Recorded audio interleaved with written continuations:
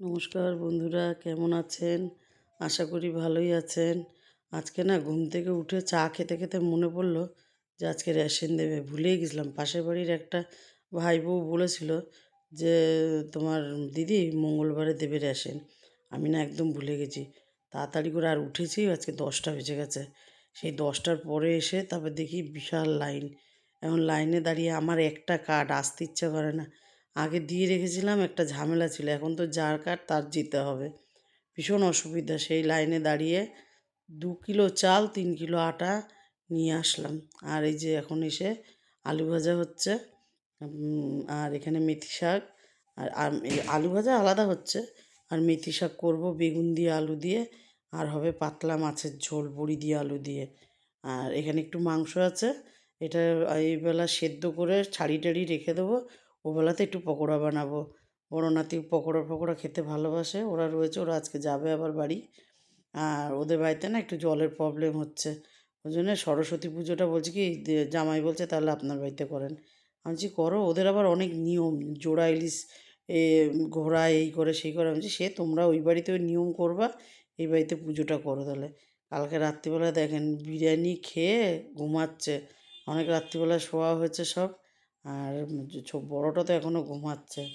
আর কালকে রাত্রিবেলা রান্না করতে হয়নি, জামাই বিরিয়ানি পাঠিয়ে দিয়েছিল তাই খাওয়া হয়েছে। আর এখানে মেথি শাকটা আলু আর বেগুন ভাজা হয়ে গেছে। এইখানে শাকটা দিয়ে দিলাম। শাকটা তো নরম, ওই জন্য আগে আলু বেগুনটা ভেজে নিই। আর এর মধ্যে কিচ্ছু না, খালি একটু নুন হলুদ আর এক কোয়া রসুনের টুকরো তেলের উপরে দিয়ে করেছি। আর এখানে মাছের আলুটা একদিকে ওইটা হচ্ছে মেথি শাকটা, আর একদিকে মাছের আলুটা ভেজে নেবো তাড়াতাড়ি করে। মেথি শাক হয়েও গেছে, এই যে এরকম মাখা মাখাই হবে। আর আলুটা ভেজে নেব, ভেজে নিয়ে তারপরে বড়ি ভাজবো, আবার একটু বড়িও দেবো মাছের আলুতে। মাছের আলুর পরে বড়িটা ভেজে নেব, তারপরে মাছ ভাজবো। ওই ছোটো কড়াইটাতে মাছটা ভাজবো, আর বড় কড়াইটাতে মাছের ঝোল বসাবো। ওটা বড় না, মাঝারি কড়াই আমার। আর এখানে বড় ছোটোটার খাবার বসিয়ে দিয়েছি, সবজি দিয়ে খিচুড়ি। এখানে ছোটো কড়াইটাতে আগে মাথাটা ভেজে নেব। বেশি তেলে না মাথাটা আগে ভেজে নিই। অনেকে কী করে আগে মাছ ভাজে তারপরে মাছের মাথা ভাজে, কিন্তু আমি তা করি না। আগে বেশি তেল থাকে তো, আগে মাছের মাথা ভেজে তারপরে মাছ ভাজি। মাছ একটা করেও ভাজা যাবে, আর মাথা ভাজতে বেশি তেল লাগে, ওই জন্য মাথাটা ভেজে নিই। এখানে মশলাও হয়ে গেছে।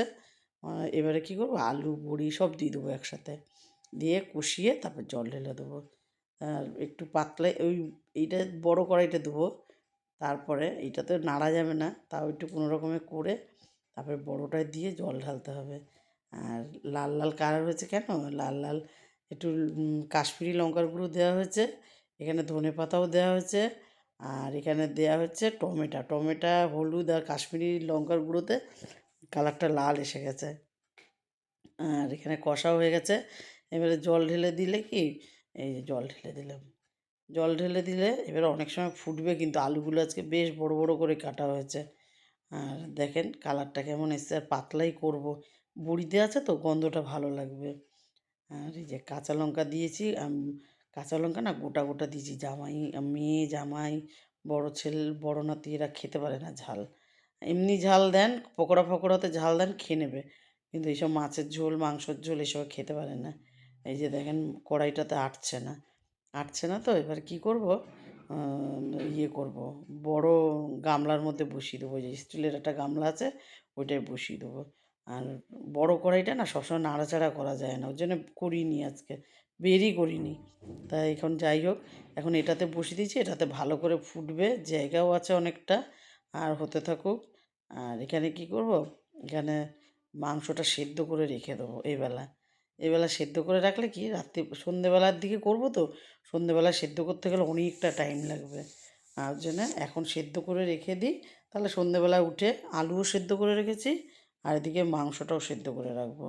একটু আলুও সেদ্ধ করেছি, আজকে আলুও দেবো একটু। আর চান টান করে পুজো দিয়ে নিলাম। আজকে গপুকে কি ড্রেস পরিয়েছি দেখেন, কেমন লাগছে গপুকে জানাবেন।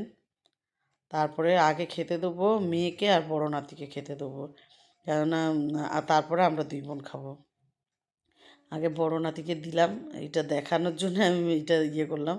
পাশে মেয়েকেও দিয়ে দিয়েছি, দুজনে মা ছেলে খেয়ে নিই। আমি ছোটো ছেলে দেখি আর বোন চান করতে গেছে। আর খেয়ে দিয়ে রেস্ট নিয়ে সন্ধেবেলায় উঠেই আগে এটা ছাড়িয়ে টাড়িয়ে আলুটা মিশিয়ে রেখে দিলাম।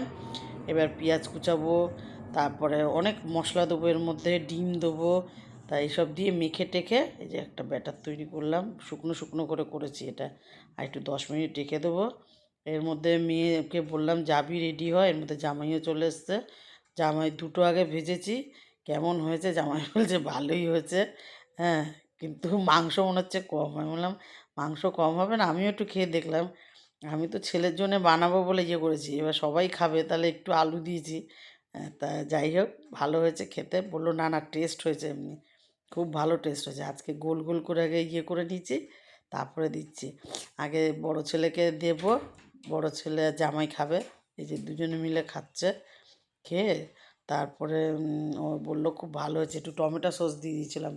তা খেয়েছে দুজনে মিলে। আমি বললাম তোমরা খেতে থাকো। আমি বললাম তোমার বাবা যা খায় খাক, তারপরে আবার ভাজা হচ্ছে, তারপরে খাবে। আর মেয়েকে বললাম রেডি হয়ে তুইও খেয়ে নে, তারপরে চলে যা তোরা। ছোটো ছেলে তো আর খাবে না। মেয়ে খেয়ে বললো খুব ভালো হয়েছে মা, দারুণ হয়েছে খেতে। আর বললো যে তাহলে আমরা বেরোই এখন, পরে করবা এগুলো আবার। আমি বললাম, ঠিক আছে, আজ এটুকুই।